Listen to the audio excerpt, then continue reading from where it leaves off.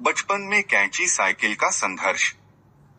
एक दिन दोपहर के समय में रोहन अपने घर पर अकेला आंगन में खड़ी साइकिल के पास खड़ा होकर अपने आप से कुछ बातें कर रहा था। उसी दौरान वह साइकिल के ऊपर चढ़ने की कोशिश करता है तो कभी उसके पैडल पर और कभी हैंडल को इधर उधर घुमाता है। साइकिल का स्टैंड लगा हुआ था। रोहन साइकिल को चलाने की कोशिश करने लगा और साइकिल को टोकते हुए स्टैंड से नीचे उतारा, लेकिन साइकिल का भार संभाल नहीं पाया और साइकिल नीचे गिर गई। और गिरते ही धड़ाम की आवाज आई और उसकी दादी माँ की नींद खुल गई। दादी माँ ने जोर से चिल्लाकर कहा, अरे क्या हुआ? साइकिल किसने फेंक दी? हे भगवान, बच्चे दोपहर के समय में भी सीधे नहीं बैठते। जैसे ही दादी माँ की गुस्से वाली आवाज रोहन ने सुनी वह सहम गया और खड़े खड़े अपना सिर खुजलाते हुए धीरे से उसके चाचा जी के कमरे में चला गया और चाचा जी से कहता है, चाचा जी, मेरे हाथ से साइकिल नीचे गिर गई है। अब दादी माँ चिल्ला रही हैं, उनको मत बताना कि साइकिल मैंने फेंकी है। चाचा जी हंसने लगते हैं तो रोहन कहता है, जब मेरे पापा खेत से आएंगे ना, तब मैं आपको दुकान से चॉकलेट लाकर दूंगा। अगर आपने दादी माँ को नहीं बताया तो चाचा जी ने कहा, ठीक है, नहीं बताऊंगा। रोहन के चाचा जी थोड़े गुस्से वाले स्वभाव के हैं, जिनकी नाक पर गुस्सा रहता है लेकिन बहुत ही मजाकिया भी है। खासकर जब रोहन कुछ भी काम कर रहा होता है और कुछ सीखने का कोशिश करता है, तब वह हमेशा रोहन की पक्ष लेते हैं। दादी माँ बाहर आकर कहने लगी, साइकिल किसने नीचे गिराई? लेकिन उनको कोई नहीं दिखा। चाचा जी के कमरे में जाकर पूछा, रोहन, तुमने साइकिल गिराई? रोहन ने सहमते हुए कहा, नहीं। दादी माँ को रोहन के चेहरे के हाव भाव से समझ में आ रहा था कि साइकिल रोहन ने ही गिराई है। दादी माँ ने कहा, अब साइकिल मत गिराना, नहीं तो तुमको चोट लग जाएगी। रोहन ने धीरे से सर हिलाते हुए चाचा जी के तरफ देखने लगा। रोहन के चेहरे को देखकर चाचा जी को हंसी आ गई और साथ में रोहन भी हंसने लगा। इसके बाद दादी माँ अपने कमरे में जाकर सो गई। रोहन का ध्यान तो बस साइकिल की तरफ ही लगा था। जैसे ही दादी माँ अपने कमरे के अंदर गई, थोड़ी देर के बाद रोहन एक बार फिर दादी माँ को देखने उनके कमरे में गया। दादी माँ अपना मुंह दीवार की तरफ करके सो रही थी। तभी रोहन खिलखिलाते हुए साइकिल के पास गया और जैसे तैसे खड़ा किया और चाचा जी के तरफ देखते हुए मुस्कुराया। साइकिल का भार ज्यादा होने के कारण उसको काफी जोर लगाना पड़ रहा था, लेकिन जैसे तैसे साइकिल खड़ा कर ही लिया और धीरे धीरे साइकिल को धकेलते धकेलते घर के बगल की खुली जगह में लेकर गया और वहां से धकेलते धकेलते वापस लाया।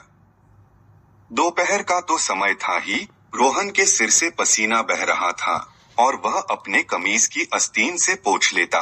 इसी तरह बार बार साइकिल को उस खुली जगह में घुमाता, लेकिन रोहन के सिर से बहते हुए पसीने में वह तरबतर हो गया और कमीज की आस्तीन से बार बार पसीना पोंछता और साइकिल खुले में घुमाता। इसी बीच दादी माँ भी गहरी नींद में सो रही थी। रोहन निडर होकर अपनी धुन में साइकिल चलाने में मस्त था।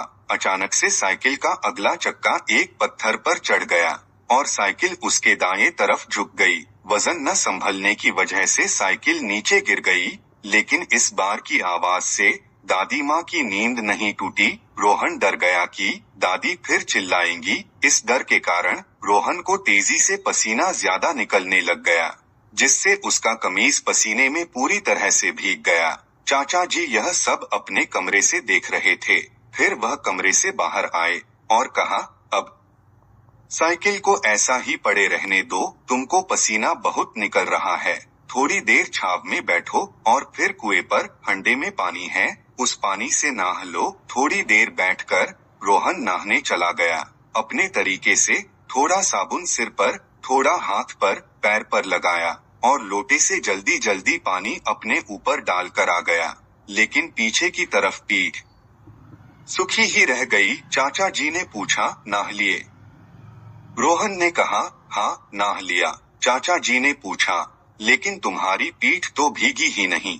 उसने गिले टाबिल को पीठ पर फेर लिया और कहा, देखो, गीली हो गई। रोहन नहाकर आया तब तक उसकी दादी माँ और मम्मी नींद से जाग गए। इसके बाद पूरे दिन में रोहन को साइकिल चलाने का मौका नहीं मिला।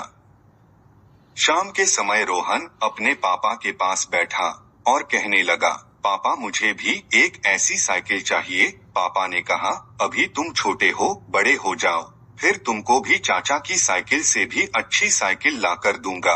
रोहन ने रोते हुए भाव से कहा, नहीं, मुझे अभी चाहिए। पापा ने कहा, अरे बेटा, अभी तुम छोटे हो और साइकिल बड़ी होती है, तुम साइकिल का वजन संभाल नहीं पाओगे। रोहन को रोना आ गया और वह नीचे आंगन में लोट मारने लगा।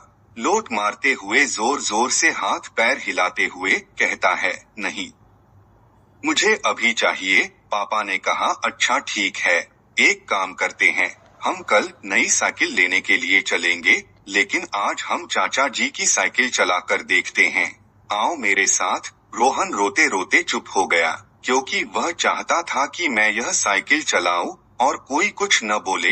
इससे पहले उसको डर था कि दादी माँ उस पर चिल्लाएंगी अगर मैंने साइकिल नीचे फेंक दी तो। जैसे ही उसके पापा ने साइकिल चलाने को कहा, दौड़कर गया और स्टैंड से साइकिल नीचे उतारने लगा। पापा ने कहा, अरे रुको, पहले मुझे पीछे बैठने दो, फिर तुम चलाना। रोहन खुश हो गया और हंसने लगा। पापा के बैठने से पहले वह साइकिल पर चढ़ने की कोशिश करता, लेकिन उसके पापा ने रोका, पहले मुझे कैरियर पर बैठने दो। और फिर उसको पापा ने बोला, तुम साइकिल चलाओ। पीछे से धीरे धीरे अपने पैरों से साइकिल को आगे धकाते और रोहन आगे हैंडल को संभालता, लेकिन कभी कभी रोहन से हैंडल संभल नहीं पाता, कभी दाएं मुड़ता तो कभी बाएं, पर रोहन को मजा आ रहा था। दोनों बाप बेटे आपस में बात करते, अरे हैंडल नहीं संभाल पा रहे हो, ताकत से पकड़ो। अरे पापा, आप धीरे धीरे धक्का दो ना, तेज तेज धक्का दोगे तो हैंडल कैसे संभलेगा। अच्छा ठीक है, मजा आ रहा है ना तुमको, हंसते हुए कहा।